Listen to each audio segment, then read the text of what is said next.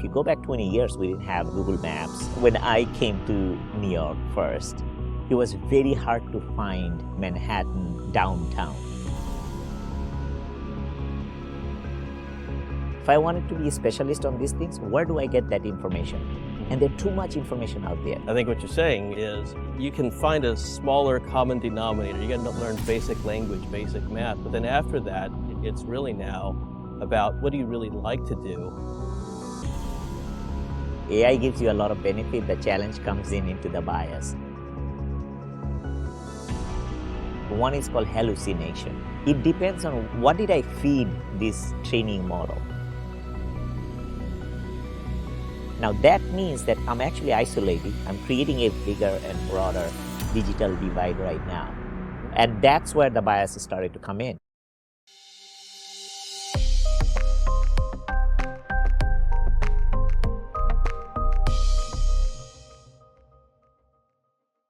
Good morning, Mo.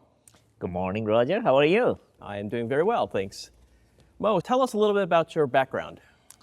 First of all, thank you very much for inviting me to WDG. My name is Mohammad Zaman. I go by Mo.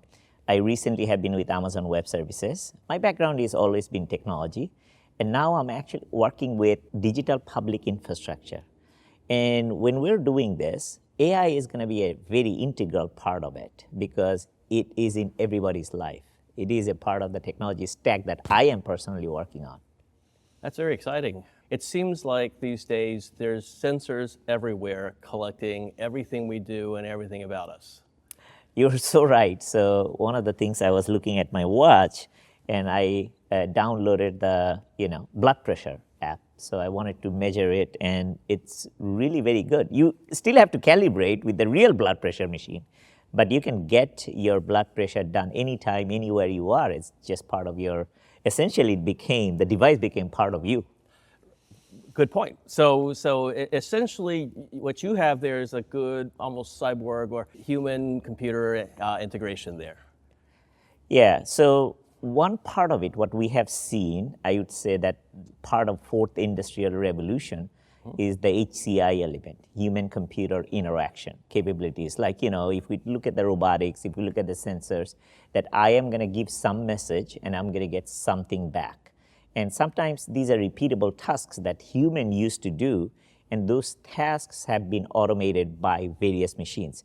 Now, when I try to do the task, sometimes I need my decision support type of systems, meaning that I need information so that I can make the rightful decision. So that's why the sensors are there, so it can provide me a lot of data points, and I can make the decision. I think these are the things happened over time.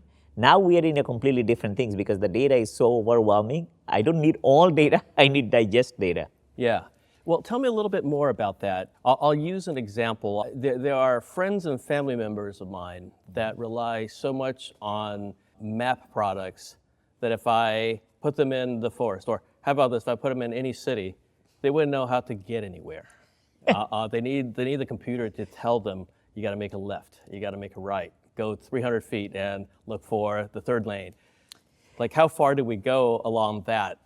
You bring up another interesting point. This, like when I came to New York first, it was very hard to find Manhattan downtown, We had the Garmin maps, the big map books, is that right? You got to study that one. In fact, if you wanted to get a taxi cab license at that time, you actually had to give a test on how to go from A to B, because you had to remember where those things are. Now what happened is that we became so dependent on the machine like Google Maps, and these are not far away. If you go back 20 years, we didn't have it at that time. We were depending on other things, or the Garmin GPS. Now we don't even see the Garmin GPS because it became integral part of the cars. And also it became integral part of our cell phones or mobile phones, meaning that this is not a luxury anymore, this is a necessity. So it starts with a luxury, it becomes a necessity. And when it becomes a necessity, it becomes part of your life, essentially. Now, you are so right. Once it becomes necessity, we start depending on it. Like, anything from our food habit, from our cultural stuff, from our social habits, and even our daily routine type of things. Once it's necessity, it becomes part of you. So you don't think about it, and you can't live without it. Like, that's the challenge of it. So what you brought up is very important. This generation, they are very dependent on human-computer interaction than human-to-human interaction. Like for our time, we want to talk to people. They want to send a text to people. Yep, it's got large societal impacts. You mentioned Gen Z.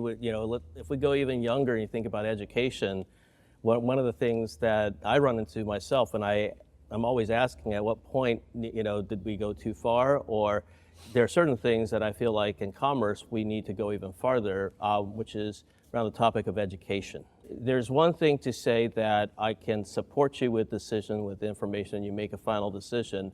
There's another thing to say that I'm going to give you your thoughts and you get to shop for your thoughts. Good point on that side. So education side, what was happening is that if you go back, like I would say 30 or 40 years, it used to be a sequential education. Sequential education, what do I mean by that?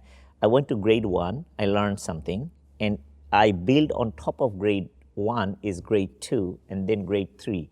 So there was a sequential education, and it took a longer time. We actually maybe were relaxed a little bit. We had books and such. So we learned the letters and the words, and then the sentences, and then the paragraphs, and then the book. Now, what started to happen is that we need generalize for everybody. Not everybody is equal. I cannot consume as fast as other person. So then we had special education because I wanted to guide the other people so that they are ready for the real world. Now it came into more of a specialized or individualized education. What it means is that I might need help on one thing more than the other. I might need help on math, but I don't need help on the, let's say social science. So what started to happen, the specialization started to happen, and now you became significantly more in-depth. That means that you need to be specialist on one item. You can have a good idea in broader sense, but then afterward you got to go deep into one thing because you can't be expert on everything. Now that piece, because of the fact you have to go deeper, we call it like you have to unlearn some stuff and learn some stuff, new learning. Why? Because the thing that you know has to be useful for something. Is that right? You got to use it. Impact has to be there. So previous things, if I learn, like the way that first example you gave, if I learn how to read the map, Garmin map book, this is not going to do me any good. Practically, I can't use it. Right. So now that means I have to unlearn that piece. That's no longer needed. But what is needed is that the foundation of map is needed. Then I go deeper into how to use my GPS system. I need to learn, okay, destination, I got to put it in. Oh, yeah, there is a traffic. So I have to learn that particular area. So this is the time for specialization. And in the education system, if I wanted to build a specialized curriculum, what you talked about, the thoughts are being biased because of the fact the information is given to me. If I wanted to be a specialist on these things, where do I get that information? And there's too much information out there. So I need that digest piece. This is where it get really helping us making that decision. What do I need for me to get educated? Yeah, so I think that's fascinating. I've been schooled mostly in Western education, very formative years, a little bit of the Eastern. But you look at the structure and how they teach us, that whole training is geared towards agrarian and industrial society, right? You're doing very repetitive work. You take such a long time learning the fundamentals, and a lot of it you don't necessarily need. I think what you're saying is you can find a smaller common denominator. You got to learn basic language, basic math, but then after that, it's really now about what do you really like to do. Now you have the option with artificial intelligence, with all this automation, to actually get far deeper, far faster, because you're aided in getting that information. Yeah, you're right. I think this is how, when the Khan Academy came in, for example, and the YouTube of the world came in, now I can have a particular, not only math that I need help, within math I need help in algebra. Within algebra, I need help in this particular equation. I can go to that particular equation and learn in deeper way, meaning that that was the gap. It's not my gap of algebra or math. It's my gap of that particular understanding. Same way, if I change it, if you look at, go beyond, let's say, Western education system, what's happening, if you can go to a village of Bangladesh and village of India and Nepal, they are learning how to do search engine optimization, which is very technology-centric. And it's a village, and they don't even speak English. They learned it through YouTube, and they start making money. And average income for the month might have been like $10 at one point. Now that average income became $1,000 or at least like a few $100 because of the fact they're serving the person in a Western world where they're able to get into that particular pie right now. So that specialization is globally available because YouTube is globally available. So technology is actually allowing them to become specialists. That's fantastic. I'm just processing what you're saying, and essentially, you're kind of addressing a big question that everyone seems to have in a room, which is AI going to take over? Am I just going to be the automaton? AI is going to tell me. But you're actually saying AI frees me up to be creative, but I don't have to be creative in everything. I want to be creative in my field, and it's very practical in that sense. As I'm thinking about it, it's almost more natural, right? I don't see anything in nature where you got an animal that's not practical and they want to go for a lot of theoretical fundamental education. Yeah, so let me give you one more example. I think in that same thought process that you have. So before, let's say I wanted to graduate and want to become electrical engineer. So I'm originally from Bangladesh. So if I wanted to become an electrical engineer, I went to an engineering school, got myself admitted in engineering curriculum. I had to follow that one. I couldn't change my major. Right. So when I came to the US, I found out you can change your major anytime you like. So I started with electrical engineering, then I moved to accounting, and then I graduated in accounting. Now think about completely two different things, is that right? So fast forward, with the technology, with AI, with that assisted help that I'm getting, now instead of even getting the full degree, I wanted to get that nano degree and the micro degree of that specialization, want to work on it. Because there might be significant interest for me right now to learn, let's say, how to play guitar, because I never did it. I had a idea, wanted to do it. Now I can go learn, get the tool, and actually do something. I don't even have to get the guitar because I can actually do it in a keyboard with the technology, soft technology per se. So that means that I don't actually have to get the things that I have to acquire before. I have to find, evaluate. That initial preparation time got significantly reduced because of this AI, because I can compose all those things very fast. Now let's say, okay, my guitar time is done, I'm done with it. Actually now I wanted to do something else. I wanted to make something, let's say carpentry. Now I can learn that too, much faster. I can forget about the other things. I might not want to invest time on it. This is giving me an ability to be who I want to be, and also ability to fail fast so that I can move on to learn something else. Yeah. So talk to me a little then about bias. Yeah. Because with what you're talking about, the role that AI is playing by doing the legwork has a very strong influence on you now. What the AI decides not to show you is as important almost as what it decides to show you. So that's really important, and this is the challenge. Now, AI gives you a lot of benefit. The challenge comes into the bias. So there are a number of elements actually are challenging. One is called hallucination, and you might have learned this one already. So what it means— a moral and ethical issue against that definition, yes. and a legal issue, liability issue around that. Yes, because of the fact that if I tell them 2 plus 2, the answer is 4. So there is no hallucination right now because that's a straightforward answer. If I want to ask like, what does it mean? It gives me a black and white answer. But AI actually provides you a little bit more than that. And that's the portion we call hallucination in technical terms. What it means is I actually know a little bit more so that I can make a broader decision and I can actually focus. Really, I have a bigger vision per se. So now, again, when I get to that level, it depends on what did I feed this training model. I might have fed all Western data, and that's exactly what's happening right now. Yes. Western nations and maybe Wikipedia, and the way people actually, digitally competent people have entered the data points. Yes. So what's happening is that the bias become more of digitally competent person with digitally competent data entered into digitally competent systems. Now that means that I'm actually isolating, I'm creating a bigger and broader and bigger and broader digital divide right now. And that's where the bias is starting to come in. For example, culture bias. Yes. Culture is a big one, is that right? What I consider is a positive thing in my culture might be a negative thing in another culture. So I can't say, because AI is training them, oh, this is positive, And norms drift over is time norms. just by itself, even in the same culture. That's exactly right. Even the language actually drifts.